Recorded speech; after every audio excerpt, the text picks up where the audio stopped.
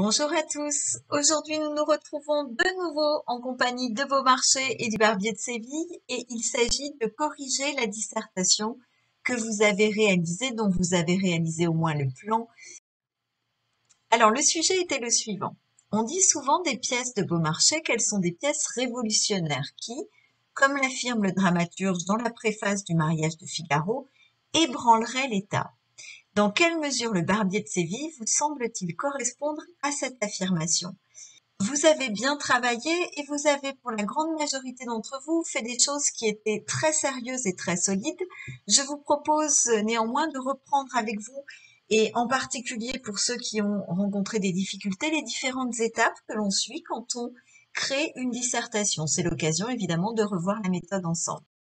Première étape, on lit bien le sujet. Alors, dans ce sujet, il n'y a pas grande difficulté.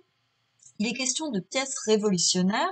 Des pièces révolutionnaires, ce sont des pièces qui entendent révolutionner, c'est-à-dire modifier quelque chose dans ses fondements.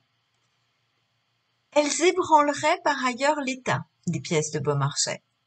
Ébranler l'État, ça veut dire que cette révolution dont il est question est, dans le sujet qui vous est proposé, une révolution sociale. Donc il s'agirait d'une lecture politique ou sociale des pièces de Beaumarchais.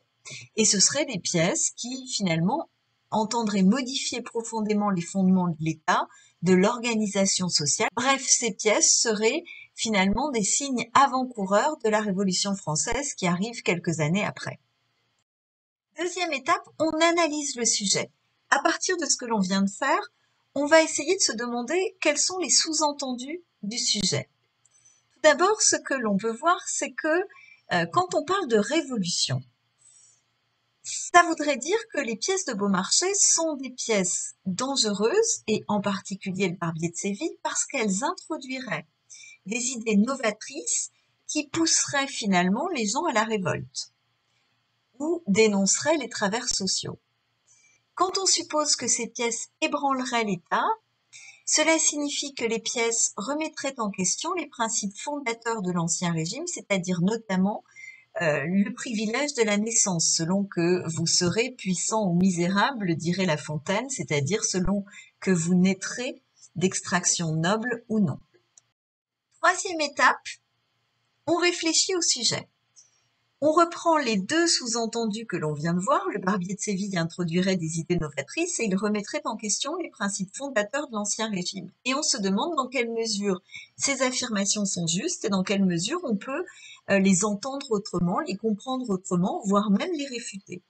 D'abord, quand on dit le Barbier de Séville introduirait des idées novatrices, avant même de parler de politique ou de société, on se dit qu'il y a surtout des idées novatrices au niveau théâtral, puisqu'il y a un mélange des genres sur la scène avec de la tragédie et de la comédie, et aussi parce que, nous l'avions vu précédemment, le Barbier de Séville mêle le chant et le théâtre dans une pièce qui est destinée à la comédie française, lieu de théâtre où il n'était pas question à l'époque de produire des pièces dans lesquelles il y aurait des morceaux musicaux.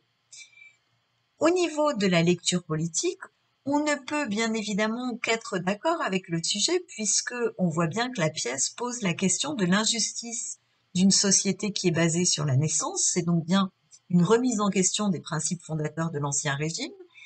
Pourtant, ce que l'on voit quand on lit la pièce, c'est que le valet, Figaro, se met de lui-même au service du comte et il est très content d'aider ce grand, ce noble, cet aristocrate à triompher du pauvre Bartholo qui est un bourgeois. Il y a une autre raison pour laquelle on peut dire que la pièce remet en question les principes fondateurs de l'Ancien Régime, c'est, on l'avait dit, la question de la condition des femmes qui est cruciale dans la pièce, et la pièce semble bien nous dire que Beaumarchais prend parti pour la condition des femmes. Et pourtant, finalement, cette femme, Rosine, elle passe d'un homme à l'autre et il n'est jamais question de sa liberté. Donc, cette révolution, si révolution il y avait, serait quand même une toute petite révolution, c'est-à-dire qu'il s'agirait simplement de donner la possibilité à la femme de choisir celui pour lequel elle sera un objet de désir, mais il n'est jamais question de faire d'elle autre chose qu'une épouse finalement. Quatrième étape, on propose une problématique.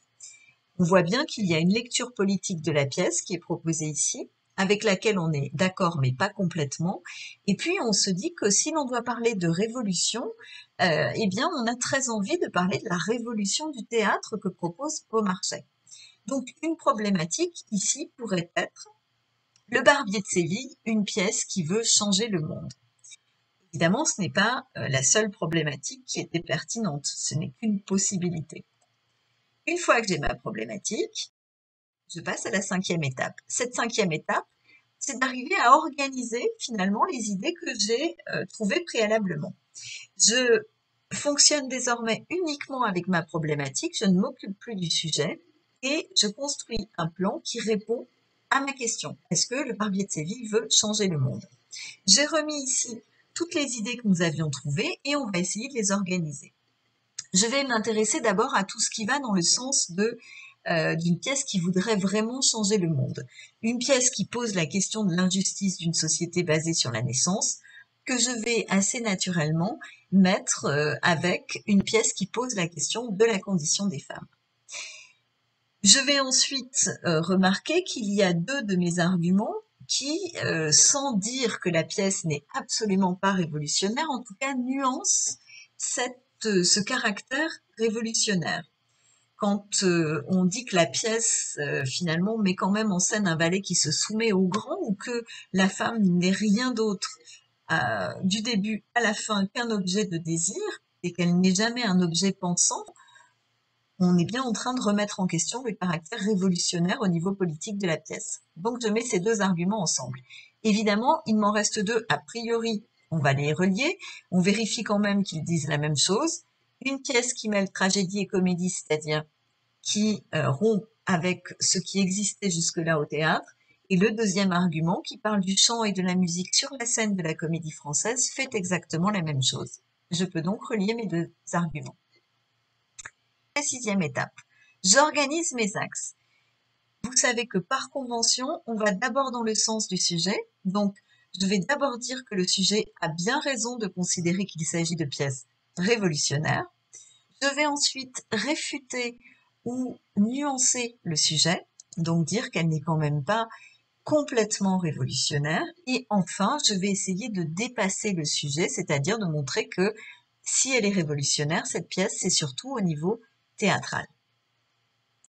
7e étape, j'organise l'ordre de mes arguments. Je les ai remis ici dans l'ordre où nous les avons traités. Je vais simplement vérifier si l'ordre qui est proposé convient à mon plan. Une pièce qui dénonce les injustices dans le monde. Tout d'abord, une pièce qui pose la question de l'injustice d'une société basée sur la naissance, mais aussi la question de la condition des femmes. On n'a pas besoin de modifier l'ordre, il est très bien ainsi. Grand 2, une pièce qui pourtant ne veut pas changer le monde, une pièce dans laquelle le valet se soumet au grand, une pièce qui fait de la femme un objet de désir et rien d'autre. Là aussi, les deux arguments sont très bien dans cet ordre-là, d'autant plus qu'ils répondent finalement aux deux arguments du grand 1. Et en grand 3, une pièce qui mêle tragédie et comédie, une pièce qui introduit le chant et la musique sur la scène de la Comédie Française. Là encore, on peut tout à fait laisser les arguments dans ce sens-là. On pourrait inverser leur ordre, ça ne changerait pas grand-chose dans ce grand 3.